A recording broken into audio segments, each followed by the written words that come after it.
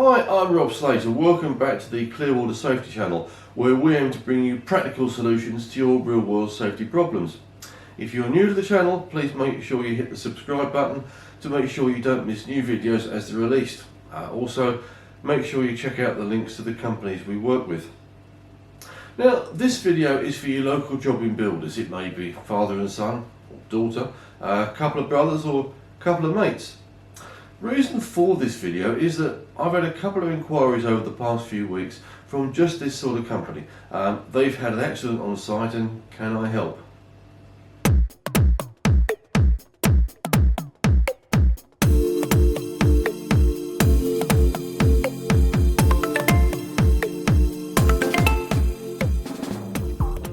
Now, these are small businesses, maybe one or two guys out on site. Mum or wives or girlfriends are running the phones. Some of them employ direct labour, others have all labour only subcontractors, generally all self-employed. Now, these accidents happen to labourers, although they can just as easily happen to the trades. All it takes is a moment's lack of thought. Case study number one. Here we have a new build detached house. The guy was outside the building at the rear and wanted to get to the front. Now, rather than walk around the outside, he chose to stand on a scaffold tube and leap across newly finished brickwork that was all ready for the patio doors. This was a jump of about 3 to 4 feet, just over a metre. Unfortunately, when he landed, his feet hit loose gravel on the beam and block floor, turned his ankle over and broke it. Case study number two. The labourer here was asked to get a hammer that had been left on the flat roof of the ground floor extension. The ladder already in place, so he just up he went. Unfortunately, he couldn't reach, so he leant across. Guess what? The ladder twisted and he fell. Luckily for him, he only fell just over 3 feet and landed on bare ground with a few broken bricks, which caused just a few small cuts. There was no reason for him not to move the ladder closer, he just didn't. So, what can you do to prevent these simple accidents from happening?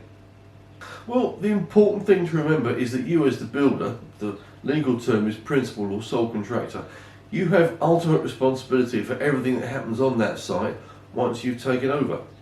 This means that you are responsible for all the people who come to site, whether they are your direct employees, subcontractors, or even your client or their kids. This may seem unfair, but the law says you're responsible.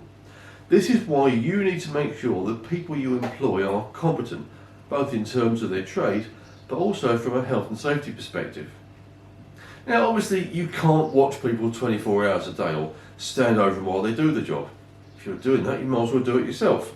But what you can do is to make sure, so far as reasonably practicable, that you have covered all the bases. You need to make sure that you've explained to your site personnel what the hazards are. Hopefully there are none. This is done during what they call the site induction. In layman's terms, you're inducting people onto the site, telling them the rules and the regulations that you have set out, where any hazardous areas may be, what to do in the event of an emergency, and who to contact. It is important to watch any new employees, although, to be fair, it could apply to many of the existing ones too. If you have any indication that they're not going to be compliant with your rules, if you feel they are not up to the job, then you need to get them off site quickly before they have an accident and cause you problems. You may have heard of a thing called CSCS cards, that's Construction Skills Certification Scheme. Now, these have been around for about 35 years or so and are supposed to indicate that the holder has done his safety training and is therefore safe.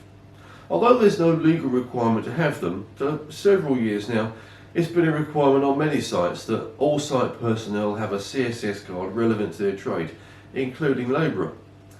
In order to get a card, you have to have some sort of training or qualification in your chosen trade, again including labourer, and then sit a safety test at the driving test centre, although you can do it at home now. Now, it's entirely up to you as the employer if you want to insist that people you employ or subcontract have the appropriate CSCS cards. They do not guarantee any health and safety competence, but they are better than nothing. Over the years, I've found the two worst words in the English language, the worst possible phrase is "I'll just." If you "I'll just" this or that, it means you won't have time to think about how you'll do that thing.